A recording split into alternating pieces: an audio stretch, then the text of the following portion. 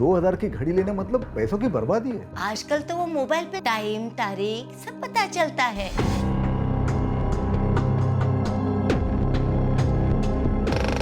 बोल।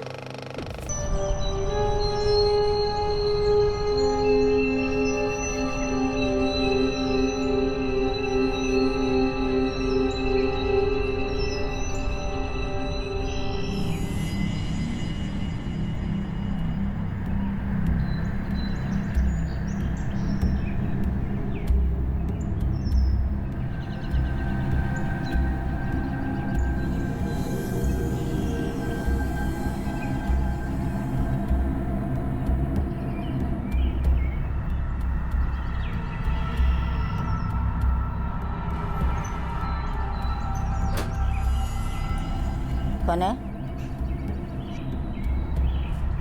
कौन है? बोलता क्यों नहीं? प्रकाश, तू है इसका? है? कौन है तू? ये मत समझना मुझे कुछ दिखता नहीं, सब दिखता है मुझे। छोड़ूंगी नहीं, हाँ? सबको बुला लूंगी। चोर पकड़ो!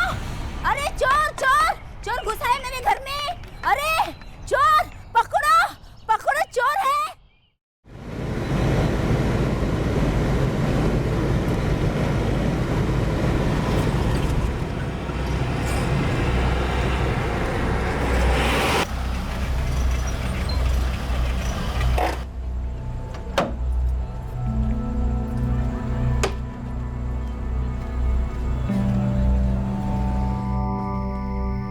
तन्वी, खाना तैयार है, थाली लगा दे सबकी।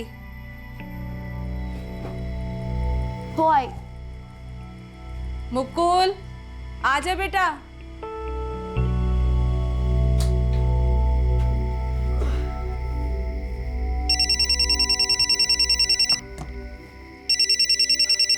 हाँ प्रकाश, बोल, कैसा है? दादा मैं ठीक हूँ, आप कैसे हो? आई, चावल और दूं? नहीं नहीं, रात को चावल ज्यादा होता है, सो नहीं पाती, पेट में गुड़गुड़ करता है। नहीं नहीं नहीं, आई को कुछ नहीं हुआ। हाँ, चोर तो भाग गया, पता नहीं चला कौन था। खरं सांगू, आईची खूप काळजी वाटते रे। एक तो दिन ब दिन उसकी आंखें कमजोर होती जा रही है और इस गांव में तो उसका इलाज होने से रहा। प्रकाश, आई को यहाँ मुंबई ले आता हूँ, यहाँ किसी अच्छे डॉक्टर से इलाज करवाएंगे। मुझे नहीं लगता वो शहर आने के लिए इतना आसानी से मान जाएगी। ऐसा करता हूँ, मैं सोमवार को वहाँ आता हूँ। क्या है, शनिवार और रविवार को यहाँ पे ज्यादा सवारी मिलती है, तो दोनों साथ में बैठेंगे आई के सामने और उसे मनाएंगे। ठीक है दादा, तो सोमवार को मैं भी छुट्टी ले लेता हूँ। ठीक। मनीषा, सोचता हूँ आई को यहाँ मुंबई ले आऊं। पर आई मानेगी? मुंबई आने के नाम से उनका मुंह बिगड़ जाता है। तू फिक्र न कर, इस बार कुछ भी करके आई को मना लेंगे मैं और प्रकाश। इस बार आई की जिद नहीं चलेगी। हाँ नहीं नहीं, मुझे नहीं आना शहर। तुम्हारा वो शहर मुझे रास नहीं आता। कितना शोर होता है वहाँ पे, आंखों के साथ मेरे कान भी खराब हो जाएंगे। नहीं नहीं, मैं यही ठीक हूँ। अगर मुंबई में अच्छे से इलाज होगा तेरी आंखों का। हाँ, क्या हुआ है मेरी आंखों को? तो बिना वजह बात को बढ़ा रहा है। सब कुछ तो दिखता है मुझे। तू सत्येंद्र है, ये प्रकाश है, और वो उर्मिला है। मुझे मालूम है वो चोर की वजह से तुम लोग डर गए हो। मगर ये बात क्यों भूल जाते हो? वो चोर को मैंने घर में घुसने नहीं दिया, बाहर से बाहर भगा दिया। पळून लावलं मी त्याला। आई, अरे बात वो नहीं है, बात तेरी आंखों की है। तेरी आंखें पहले से ज्यादा कमजोर हो गई है अब 70 साल की उम्र में जिंदगी ओझल हो रही है, तो आंखों का क्या?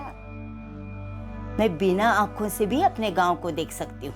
भाई, इतने साल प्रकाश के साथ रहे, अब थोड़ा टाइम मेरे साथ भी रहे ना। हम दोनों तेरे बेटे हैं, तो दोनों में इतना फर्क क्यों करती है तू? रहने दे। मैं खूब समझती हूँ तेरी नौटंकी। जज्बाती बनकर मुझे उल्लू मत बना तू। प्रकाश, मैं बोल देती हूँ, हाँ, मैं शहर जाने वाली नहीं। अगर तू जिद कर सकती है ना, तो मैं भी जिद कर सकता हूँ। आखिर तेरा ही बेटा हूं मैं। हाँ? तू मानेगी नहीं तो बच्चे की तरह गोद में उठा के लेके जाऊंगा तुझे।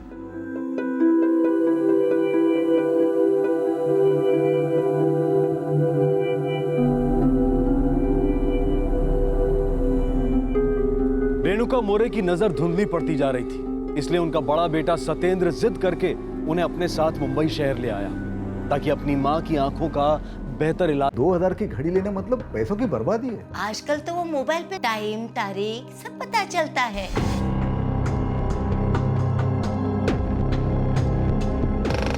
बोल, तू आएगा?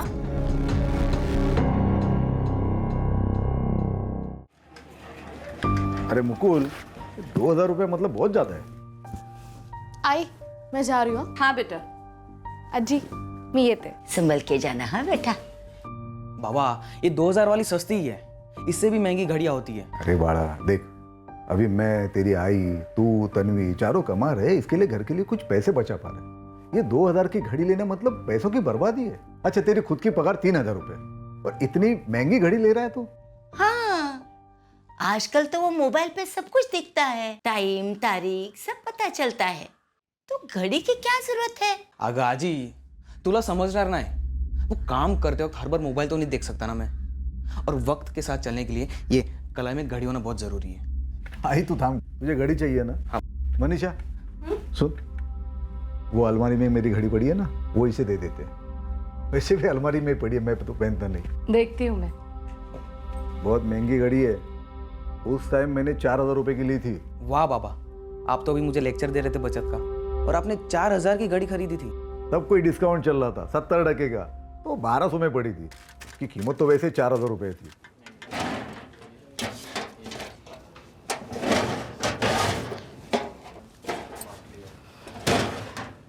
कहाँ रखी है? कहीं भी नहीं दिख रही है। क्या बात कर रही हो? अरे यहीं तो थी। सब जगह देखा, कहीं भी नहीं दिख रही है। हटो सर।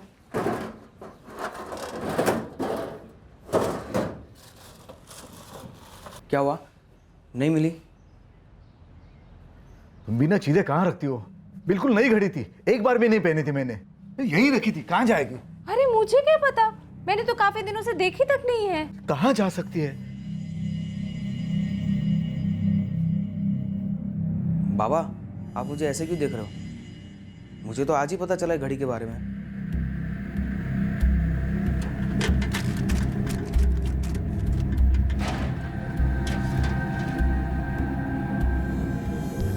अरे ऐसे कैसे गायब हो सकती है? कितनी महंगी घड़ी थी। कहीं चोरी तो नहीं हुई? हो सकता है। आप और मुकुल काम पे निकल जाते हैं, तन्वी कॉलेज, मैं भी काम पे चली जाती हूँ। दोपहर में आई अकेली रहती है घर पे, हो सकता है ना चोरी हो गई हो।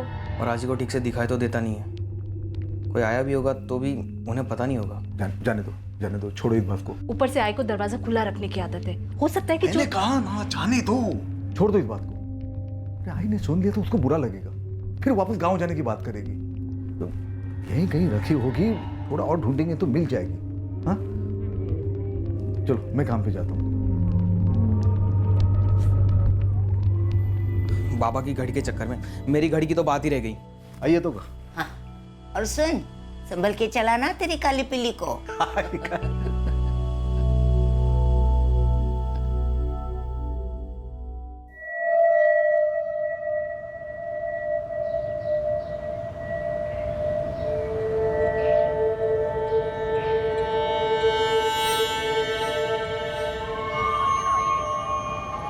मम्मा जी, ये देखिए आपसे मिलने आए हैं। कौन है जूनिया? स्वीटी मैडम, हमारी चीफ गेस्ट है।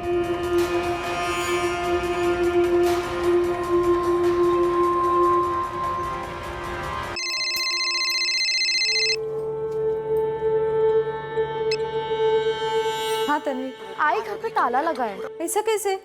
तेरी आजी होगी ना घर पे, वो तो कभी दरवाजा भी नहीं बंद करती, ताला कैसे लगाएगी? अरे मैं घर के बाहर ही खड़ी हूँ आई, मुझे लगता है अज्जी कहीं बाहर गई है। टीवी बंद करना भी भूल गई, बाहर तक आवाज आ रही है मुझे। कहाँ गई होगी? अच्छा तू 10 मिनट रुक, मैं आती हूँ अभी। तब तक तू आस पड़ोस में देख, तेरी आजी शायद वहीं कहीं हो। लक्ष्मी काकी, काय झालं तन्वी? लक्ष्मी काकी आजी है क्या अंदर? नहीं तो क्यों, क्या हुआ? घर पर भी नहीं है, बाहर ताला लगा हुआ है और अंदर टीवी चल रहा है। तेरी आजी तो कभी कहीं नहीं जाती। पता नहीं कहाँ है, मैं नीलू काकी से पूछती हूँ।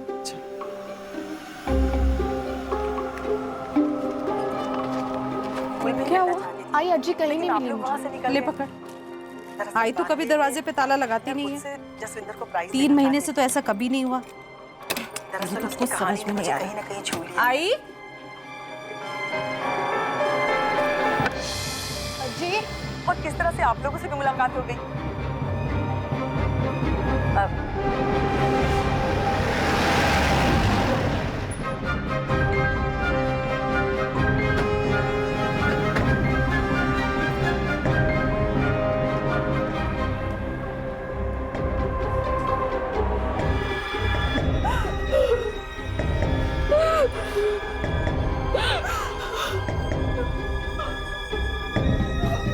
सर, और शायद इसी शर्ट से पूछा गया है। घर वालों से पता करो ये शर्ट किसकी है। तन्वी जब घर लौटी तो दरवाजे पे ताला लगा हुआ था। टीवी भी चल रहा था, बाहर तक आवाज आ रही थी। आई घर से बाहर नहीं निकलती थी, ज्यादा से ज्यादा घर के बाहर बैठती थी या खाट पे लेट जाती थी। 3 महीने से वो है हमारे साथ। उसके आने के बाद से हमने ताला नहीं लगाया घर में। सर, दरवाजा कहीं से भी डैमेज नहीं है। लगता है कातिल घर के अंदर जबरदस्ती नहीं आया था। जब आपकी आई घर पर अकेली होती थी तो दरवाजा खुला रखती थी क्या? आई को बंद कमरे में रहना पसंद नहीं था साहब। साहब, मैं इनके बाजू में रहती हूँ। रेनू काका की जब भी घर में अकेली रहती थी वो बाहर ही बैठती थी। उनको आदत थी बाहर बैठने की, और पास से कोई भी गुजरता था ना, उनसे बुला के बात करती थी। आज आपकी रेणुका जी से मुलाकात हुई थी क्या? नहीं साहब, मैं सुबह से घर के काम में ही लगी हुई थी। आपने यहाँ घर के अंदर किसी को आते हुए या फिर घर से बाहर किसी को जाते हुए देखा था? जी नहीं साहब, काम में इतनी उलझी हुई थी कि ध्यान ही नहीं गया। आप में से किसी ने कोई चीखने चिल्लाने की आवाज सुनी थी क्या? नहीं सर। तुम्हारे पास घर की चाबी नहीं थी क्या? नहीं, जब से अज्जी यहाँ पर है मैं चाबी नहीं लेके जाती। घर की कितनी चाबियां हैं कुल? 2, एक आई के पास और एक घर के ताले में रहती है। मतलब जिसने ताला लगाया वो चाबी अपने साथ ले गया होगा। 3 महीने पहले गांव से शहर आई 70 साल की रेणुका मोरे की किसी ने बेरहमी से हत्या कर दी। ये murder case Mumbai crime branch के लिए चुनौतियों से भरा रहा। इस केस से जुड़े सवाल तो कई थे, लेकिन जवाब बहुत कम। सबसे बड़ी मुश्किल आई इस कत्ल की वजह तलाशने में। रेणुका मोरे की आंखों की रोशनी की तरह इस केस के पीछे का मकसद भी ओझल नजर आ रहा था। पहले विक्टिम के गले को घोंटा गया, फिर किसी तेज धार वाले हथियार से गले को काटा गया। हमें वहां घर पर कोई मर्डर वेपन नहीं मिला है। शायद मुजरिम अपने साथ ले गया होगा। वैसे मौत की टाइमिंग क्या रही हो? बॉडी मिलने के करीब 3-4 घंटे पहले। 3 से 4 घंटे पहले। हम वहां पर पहुंचे हैं 3:25 को, मतलब 11 से 12:30 के बीच। जी सर, मनीषा और सत्येंद्र का कहना है कि घर से कुछ भी चोरी नहीं हुआ है, सिवाय उस ताले की चाबी के। Right sir. ये परिवार कोई पैसे वाला नहीं है। मुझे नहीं लगता कि कातिल चोरी करने के इरादे से घर में गया। हो सकता है सर, लेकिन कातिल ने अलमारी खोली जरूर थी, कपड़ों को भी उथल पुथल किया था, पर उसने कुछ चुराया नहीं। शायद वो किसी खास चीज की तलाश में था सर।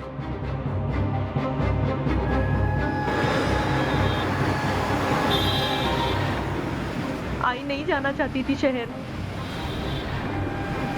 लेकिन हमारी जिद की वजह से गई।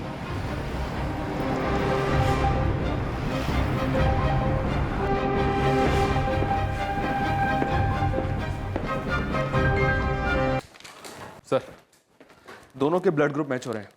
शर्ट पर जो खून लगा है वो रेणुका मोरे का ही है। मतलब कातिल ने फर्श पे गिरे खून को इसी शर्ट से साफ किया होगा। जाहिर सी बात है, कातिल ने टीवी की आवाज तेज रखी ताकि विक्टिम के चीखने चिल्लाने की आवाज किसी को सुनाई ना दे।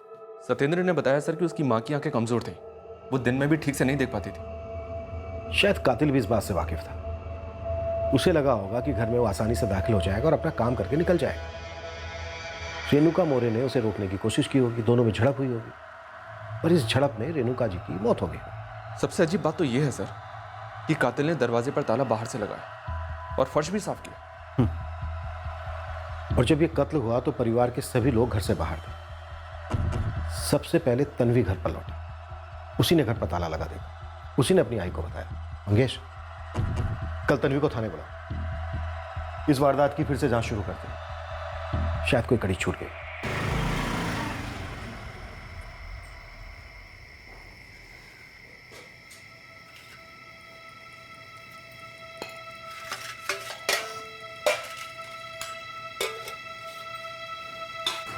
बाबा कुछ तो खा लीजिए।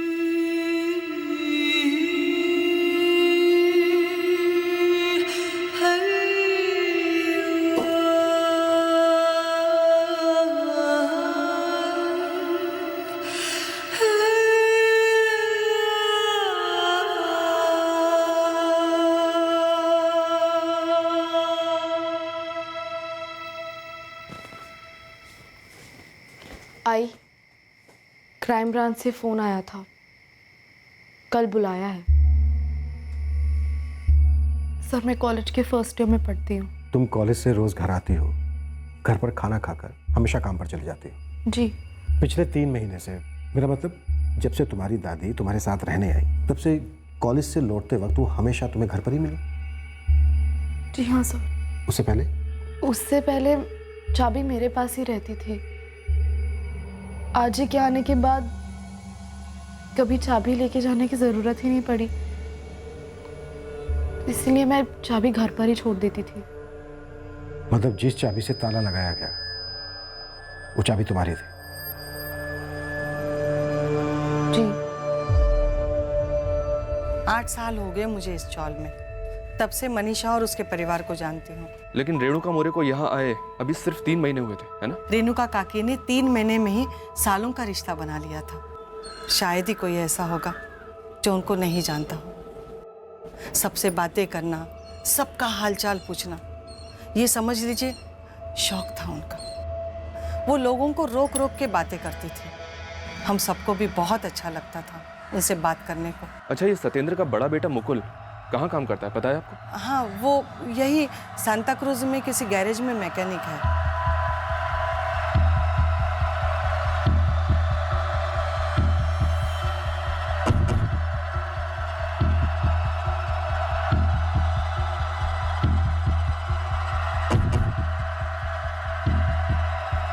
यहाँ ताला हमेशा यहीं रखते हैं और चाबी उसके अंदर, पर पिछले 3 महीनों से ताला लगाने की ज़रूरत ही नहीं पड़ी। अच्छा, आप अपनी माँ की आंखों का इलाज कौन से अस्पताल में करवा रहे थे? जी, वो स्टेशन के बगल में सरकारी अस्पताल है, वहाँ पर। आंख नजदीक लाइए। हाँ। और नजदीक लाइए। और नजदीक लाऊंगी तो मशीन आंख में घुस जाएगी। वैसे मुझे कम दिखता है। कुछ नहीं होगा माँ जी, आप लाइए तो सही। दोनों आंखों की कॉर्निया काफी डैमेज हो चुकी है। ऐसे केसेस में ज्यादा कुछ नहीं कर सकते। आपको उनका ख्याल रखना होगा, क्योंकि वक्त के साथ आंखें और कमजोर हो जाती हैं। कोई तो इलाज होगा। मैं गांव से शहर आई को इसी उम्मीद में लेके आया हूँ। एक ही तरीका है, ट्रांसप्लांट करना होगा। लेकिन इस उम्र में ऑपरेशन कामयाब होने के चांसेस बहुत कम है। आई गांव में रहना चाहती थी, शहर में रहना उसे पसंद नहीं था, लेकिन मैंने जिद की। उसे जबरदस्ती यहां पर लेके आया। इतने सालों से वो आपके साथ रह रही थी? जी हाँ साहब।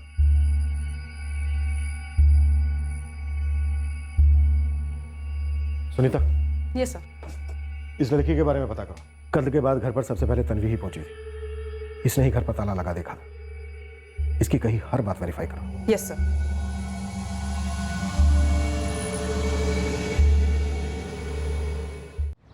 साहब, ये मुकुल स्टेशन के पास काबरा के गैरेज में काम कर रहा है। 12वीं तक पढ़ा है, ईमानदारी से काम करता है। शक करने लायक कोई बात? साहब, ये लड़का शौकीन मिजाज है, लेकिन शक करने वाली बात कोई सामने नहीं है। ऐसी बातें सामने नजर नहीं आती हैं रफीक, खोद के निकालनी पड़ती हैं। दरवाजा खुला था जब कातिल घर में आया, और जब गया तब ताला लगा कर गया। पूरे चांसेस हैं कि इसमें घर का कोई सदस्य शामिल है। दादा, पुलिस ने थाने पे बुलाया है, कुछ बात करनी है।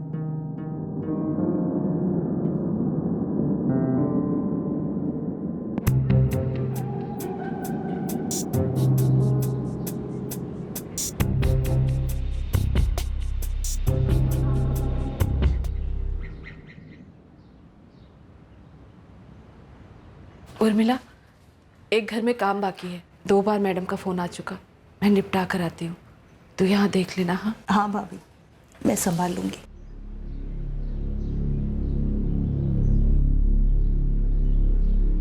जी साहब, हम दोनों भाइयों ने मिलकर तय किया था आई को शहर लेकर आने का। लेकिन आपकी आई इससे खुश नहीं थी। आई को शहर का माहौल पसंद नहीं था। उसकी सारी जिंदगी गांव में ही गुजरी थी ना। और जिंदगी खत्म हुई शहर में आकर। आपकी भाभी मनीषा और आस पड़ोस के लोगों ने हमें बताया कि आपकी आई घर का दरवाजा हमेशा खुला रखती थी और शायद कातिल ने इसी का फायदा उठाया। बचपन में जस्सी कैसी थी? वो मेले वाले दिन जस्सी सुपरमैन बन के खड़ी है। मैं ये जानना चाहता हूं कि क्या सत्येंद्र को पसंद नहीं था आपकी आई का यहाँ आना? पसंद नहीं था मतलब ये कि सत्येंद्र का अपनी आई के साथ कोई मनमुटाव था, आपके साथ कोई अनबन थी, कोई झगड़ा था गांव की जमीन को लेकर या गांव के घर को लेकर? नहीं साहब, सत्येंद्र दादा ऐसे नहीं है। आई की तो बहुत अच्छी बनती थी उनसे। 20 साल से दादा शहर रहते, मुझसे ज्यादा कमाते और हर 3 महीने बिना चुके आई को पैसे भी भेजते थे ताकि गांव में मैं उनका इलाज अच्छी तरह से करवा सकूं। जब हम दोनों को आई की बहुत फिक्र थी और इसीलिए दादा ने खुद कहा था कि वो आई को शहर ले जाएंगे और वहां उसका इलाज करवाएंगे।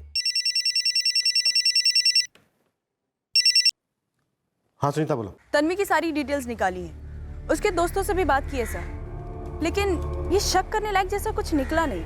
पढ़ने में काफी अच्छी है तन्वी और पार्ट टाइम जॉब भी करती है ताकि फैमिली को सपोर्ट कर पाए। काफी सिंसियर है और ये बॉयफ्रेंड वगैरह का भी कोई चक्कर नहीं है। ठीक है सर, सत्येंद्र के बेटे मुकुल के बारे में पता किया। गैरेज में मैकेनिक है, थोड़ा बनठन के रहने का शौक है, लेकिन कोई बुरी आदत या संगत नहीं है। उसके मालिक ने भी कहा कि बड़ी लगन के साथ काम करता है। सत्येंद्र, मुकुल, तन्वी और मनीषा सबके बारे में अच्छा ही सुनने को मिल रहा है, लेकिन हमें सिर्फ सच सुनना है। क्या वाकई में फैमिली में किसी को रेणुका मौर्य से कोई प्रॉब्लम नहीं थी? सर, मुझे लगता है कि इस केस में जो सबसे बड़ी चीज मिसिंग है वो है वजह। वजह? उस दिन कातिल किसी इरादे से घर में गया था। शायद उसे रेणुका जी से कुछ चाहिए था या फिर घर से, लेकिन क्या?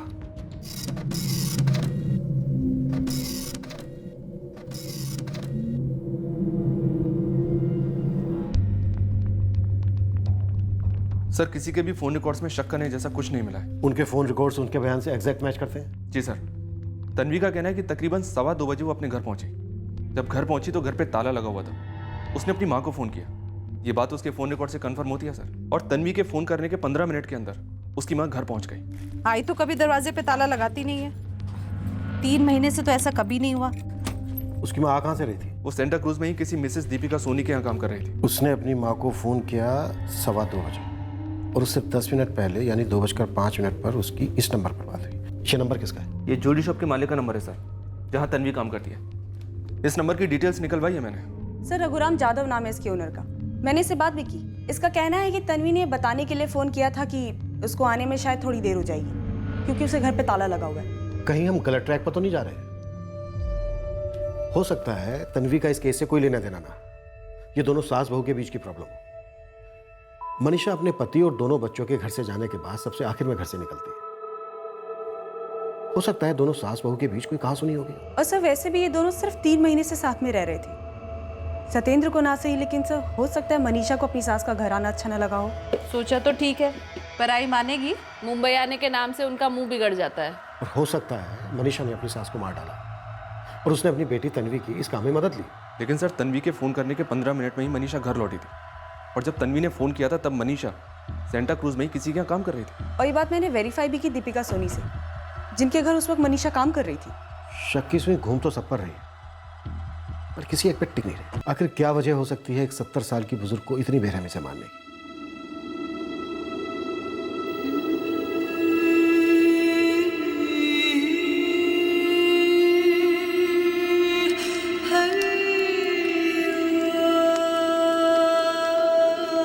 रेणुका मौर्य का अंतिम संस्कार कर दिया गया, लेकिन उनकी मौत की वजह अब तक राज बनी हुई थी। आखिर क्यों हुई थी उनकी हत्या? किसने किया था यह घिनौना जुर्म?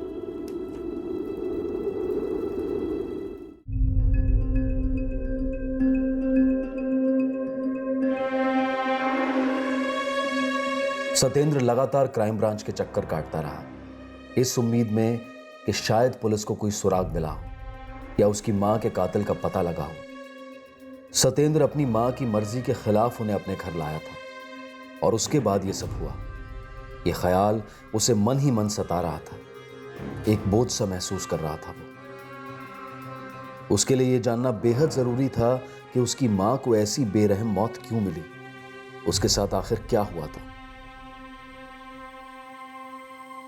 हम ये पता लगाने की कोशिश कर रहे थे कि ये मामला कहीं आपके गांव से तो किसी तरह से जुड़ा हुआ नहीं है। साहब आपको ऐसा क्यों लगता है? आपके भाई प्रकाश ने हमें बताया कि जब आप अपनी आई को यहाँ पर लेके आए, उससे कुछ ही दिन पहले आपके गांव के घर में कोई चोर दाखिल हुआ था। कौन है? चोर पकड़ो! अरे चोर चोर चोर घुसा है मेरे घर में। हाँ सर, इस घटना के बारे में प्रकाश ने मुझे फोन करके बोला था। अगले हफ्ते में आई को यहाँ पर लेके आया। इस केस में एक बात बहुत अजीब लग रही है। कातिल ने घर के बाहर के दरवाजे पर ताला लगाया, ताला टीवी के पास रखा था। हो सकता है कोई चोरी करने के इरादे से आया हो, और जैसा कि आपके गांव के घर पर हुआ, आपकी आई ने उसे भगाने के लिए शोर मचाया और उसने अपने आप को बचाने के लिए आपकी आई की जान ले ली हो। चोर सब मेरे घर से कोई क्या चुरा सकता है? यही सोचकर हमने इस पर कोई खास तवज्जो नहीं दी, लेकिन अभी हम किसी भी संभावना को नजरअंदाज नहीं करना चाहते। आप श्योर हैं कि आपके घर से कुछ भी गायब नहीं हो? आपने सारी चीजें अच्छे से चेक की हैं? सारी चीजें वैसे ही है जैसे थी। मेरे घर से कोई क्या चुरा सकता है भला?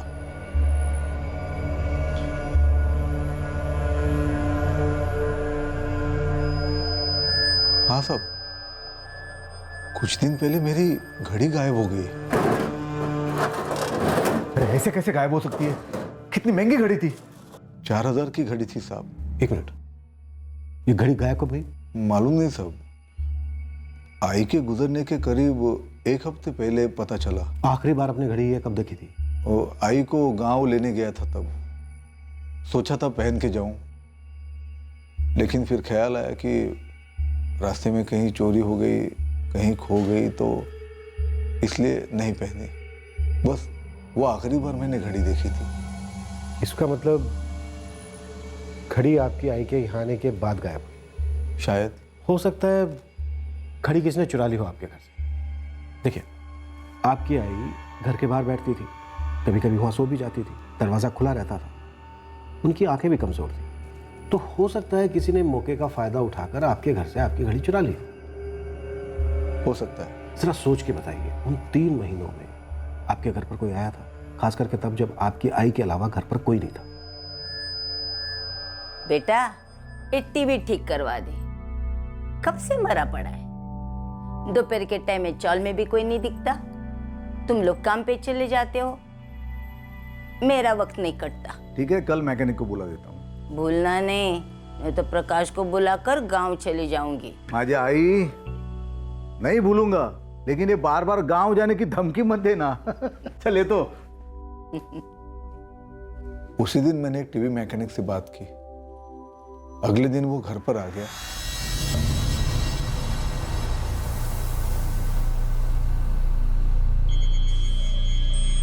माँ जी, सत्येंद्र मोरे का घर यही है ना? वो टीवी रिपेयर करना था ना? हाँ हाँ, आओ आओ, कुछ करो इसका। ना कुछ बोलता है, ना ठीक से चलता है। कौन है आई? अरे इरफान तुम? हाँ। अरे देखो तो टीवी को क्या हुआ है, इसको रिपेयर करके ही जाना, और जो भी पैसा होगा मैं दुकान पे आके दे दूंगा। ठीक है साहब। हाँ? आई रिपेयर करेला तो चले तो भी।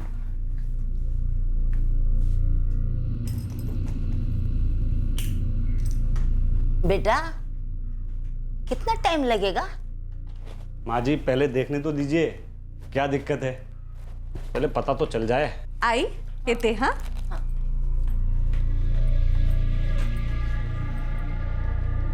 तो ठीक कर रहे हैं ना बेटा?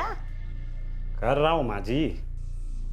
वो क्या है ना बेटा, मुझे ठीक से दिखाई नहीं देता, पर सुनाई सब देता है। उस टीवी का वॉल्यूम बराबर ठीक करके रखना। रात को जब मैं घर पहुंचा तो देखा कि टीवी एकदम सही चल रहा था, तो दूसरे दिन मैंने इरफान के दुकान पर जाके उसके पैसे दे दिए।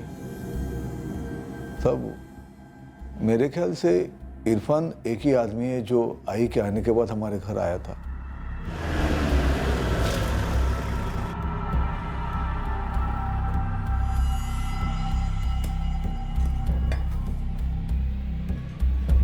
ये इरफान शेख की दुकान है? हाँ साहब यही है। कब खुलती है? पता नहीं साहब, इरफान तो ईद का चांद है, उसे खुद को पता नहीं रहता वो कब निकलेगा। गांजा पी के पड़ा होगा कहीं, एक नंबर का गंजेड़ी है साहब। इरफान शेख रहता कहाँ? इसी चौल में रहता है साहब, ये सामने वाली गली में।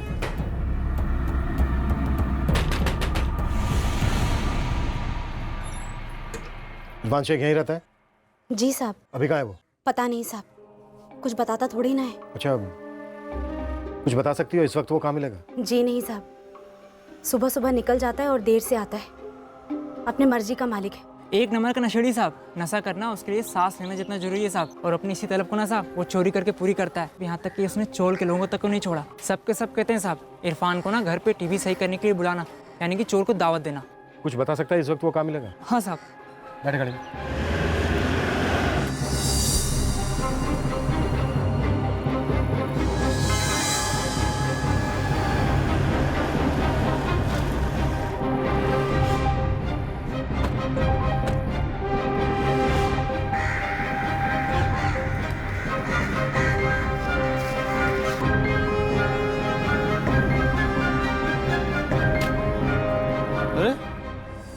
ये क्या किया साहब? क्या दिक्कत है? बड़ी मुश्किल से तो माल का जुगाड़ किया था, और मैं अपने लिए खरीदता हूँ, धंधा थोड़ी करता हूँ मैं। तेरा धंधा तो टीवी रिपेयरिंग का है ना, लेकिन आजकल तू अपनी दुकान नहीं खोलता। अपनी दुकान अपनी मर्जी, जब चाहे बंद रखूँ। आपको क्या दिक्कत है साहब? थाने चला हमारे साथ, फिर तुझे बताते हैं कि दिक्कत क्या होती है और दर्द क्या होता है। अरे ऐसे पकड़ के काय को ले जा रहा? इरफान शेख एक टीवी मैकेनिक जो एक बार टीवी रिपेयर करने के लिए सत्येंद्र के घर आया था, वो अब इस केस का मुख्य संदिग्ध था। क्राइम ब्रांच के पास अब तक उसके खिलाफ कोई सबूत नहीं था, सिर्फ शक था। क्या शक की सुई इस बार सही निशाने पर लगी थी?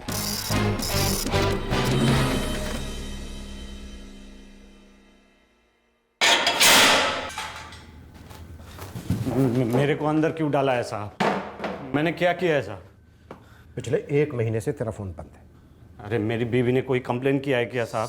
हैं? मेरा फोन बंद है, इसमें किसी को क्या दिक्कत है? अरे प्रीपेड है, बैलेंस खत्म है, बात खत्म। हिल गया ना बैलेंस तेरा? हाँ? अब तू एक बात ध्यान से सुन, तेरे फोन रिकॉर्ड्स हैं हमारे पास।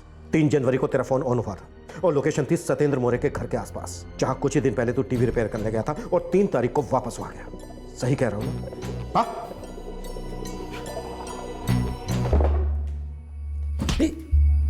जैसे तुझे लत है ना गांजे की, वैसे ही मुझे भी लत है सच सुनने की। अगर तूने कुछ भी झूठ बोला तो दम मारना तो दूर, सांस लेने में भी दम लगेगा। बोल, तू नहीं मारा है ना उस बुजुर्ग औरत को? हाँ? अब तू मुंह खोलेगा या फिर मैं तुझे खोलना शुरू करूं? आखिरी बार तुझसे पूछ रहा हूं, तो नहीं मारा है ना उसको? बोल! हाँ साहब, मैंने मारा है उसे। क्यों मारा? क्यों मारा? साहब बुरी हालत हो गई थी साहब, नशा चाहिए था मुझे साहब, लेकिन माल खरीदने के लिए मेरे पास पैसे नहीं थे। मैंने सोचा बुढ़िया के पास कुछ न कुछ मिल जाएगा, पहली बार गया था ना, सब मिला था। अरे मान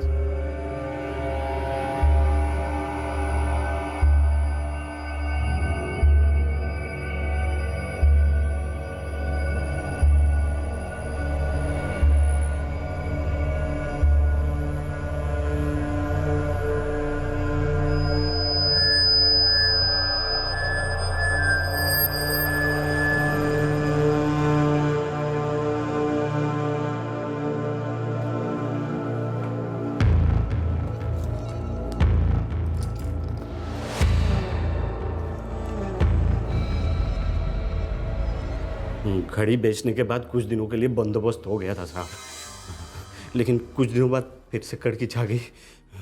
मुझे बड़ी तलब लगी हुई थी, गांजा चाहिए था मुझे, लेकिन माल खरीदने के लिए माल नहीं था साहब मेरे पास।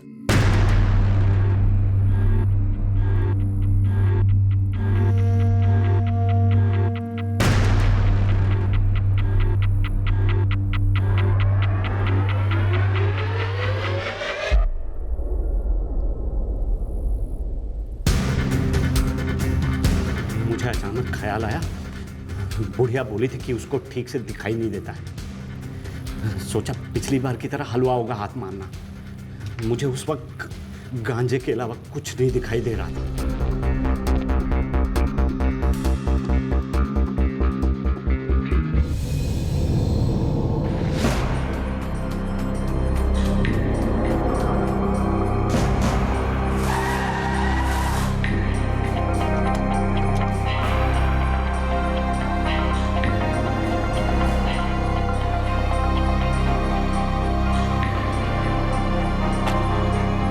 मैडम जी आप आइए ना, आइए।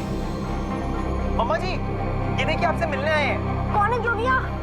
स्वीटी मैडम, हमारी चीफ गेस्ट है।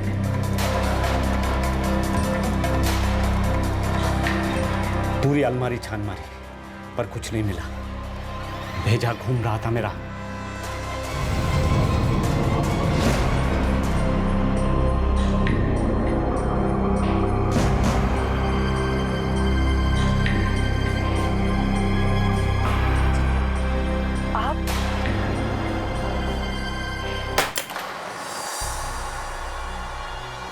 कैसे आ गई?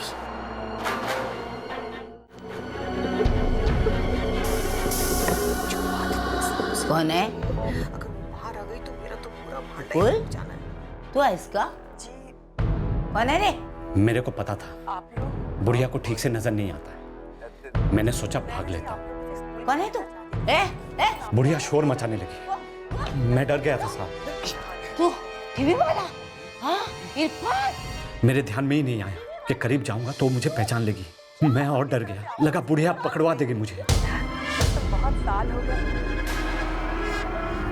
मैं डरा हुआ था साहब, पसीने छूट रहे थे मेरे। लगा था मर चुकी है, पर मैं कोई खतरा लेना नहीं चाहता था, इसलिए मैंने अपना औजार निकाला। बिना बुलाए आ गए। नहीं। सब उल्टा हो गया साहब। पैसे भी नहीं मिले और ऊपर से ये लोचा हो गया। फिर मैंने अपना मोबाइल बंद कर दिया और दुकान जाना भी छोड़ दिया साहब। घड़ी कहाँ बेची तूने? वो एक दुकान पे बेच दी साहब। 900 मिले थे उसके।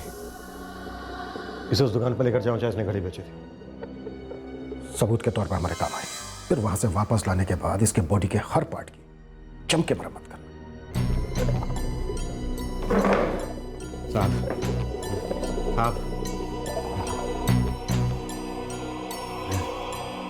पता नहीं प्रकाश, लेकिन रह रह के ये ख्याल आता है कि अगर आई को मैं यहाँ लाने की जिद न करता तो शायद ये न होता। दादा, आप खुद को दोष मत दो। आप नहीं जानते थे कि ऐसा कुछ होने वाला था। और कौन ये सोच सकता था कि ऐसा कुछ हो भी सकता है। देखो ना, इस गांव में जब चोर आया था तब भी तो ऐसा कुछ हो सकता था ना। दादा देखो, संभालो अपने आप को। आपने हमेशा अपनी जिम्मेदारी निभाई है और आय के लिए जो कुछ भी हो सके आपने हमेशा वो किया था दादा।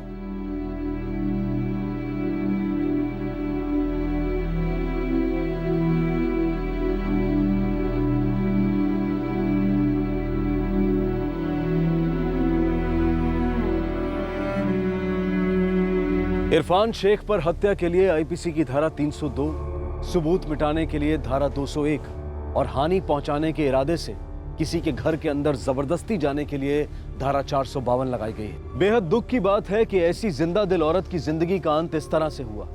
दुख उन दोनों भाइयों सत्येंद्र और प्रकाश और उनके परिवार के लिए भी होता है, जो अपनी मां की देखरेख में कोई कमी नहीं छोड़ रहे थे, हर मुमकिन तरीके से उनका ख्याल रख रहे थे और जिन्हें अब अपनी मां की कमी हमेशा खलेगी। इरफान इस वक्त न्यायिक हिरासत में है और अपने पीछे छोड़ गया है अपनी बदहाल बीवी और बच्चे को, जो पहले से ही उसकी नशे की लत और परिवार के प्रति गैर जिम्मेदाराना रवैये से परेशान थे। अब मैं अनूप सोनी आपसे विदा लेता हूं।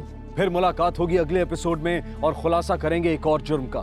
तब तक सतर्क रहें, सुरक्षित रहें और देखते रहें क्राइम पेट्रोल सतर्क। सबक एक को सीख हम सबको। जय हिंद।